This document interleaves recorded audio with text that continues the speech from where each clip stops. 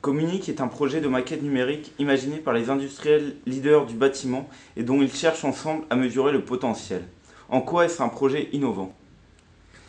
Je crois que Communique, c'est ce qu'on appelle une innovation de procédé, hein, une innovation qui permet d'organiser la coopération. Hein. Ce n'est pas une innovation de produit, il y a deux types d'innovation, les innovations de produits, hein, l'iPod par exemple, hein, et puis des innovations de procédés, hein, qui sont des innovations qui permettent d'organiser, hein, la fabrication, et là, en l'occurrence, d'organiser la coopération.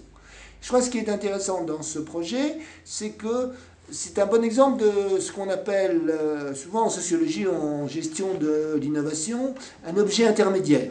Hein. Un objet intermédiaire, c'est un dispositif qui permet finalement à chacun des acteurs, hein, de faire comprendre aux autres ce qu'ils souhaitent faire et de s'articuler les uns aux autres. Hein. Donc, effectivement, ça permet à des différentes entreprises du bâtiment, hein, mais également, finalement, aux maîtres d'ouvrage, également, éventuellement, aux associations d'usagers, représentant des usagers, de trouver des dispositifs pour se coordonner. Au-delà, je ne suis pas un spécialiste de Communique, donc demandez à M. Viegas-Pérez qui vous en parlera mieux. Une innovation technique peut-elle fonctionner si on ne s'intéresse pas à ses usages? Non, la réponse est clairement non. Je crois que il faut tout de suite avoir en tête, hein, qu'il n'y a pas d'un côté un innovateur, hein, qui conçoit une innovation complète et de l'autre côté un marché. Il y a toute une série d'interactions entre les concepteurs et les usagers. Hein, et c'est au cours, hein, de ces interactions, hein, qu'une innovation prend sa forme définitive.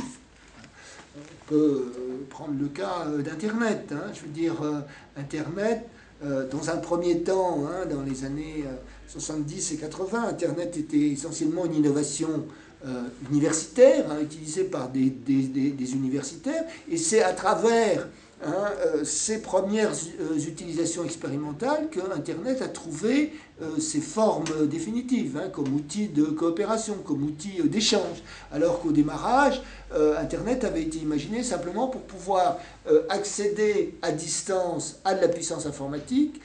Internet a été utilisé comme outil de coopération. Donc, les usagers, bien entendu, coproduisent l'innovation avec les concepteurs.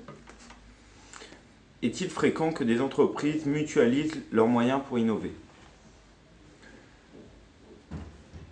Mutualise, oui, hein, quand on est dans ce qu'on appelle la recherche la plus amont. Hein, si vous êtes dans de la recherche très amont, effectivement, les investissements sont tels, le retour sur investissement est extrêmement difficile à calculer, donc les entreprises peuvent avoir intérêt à le faire. Hein.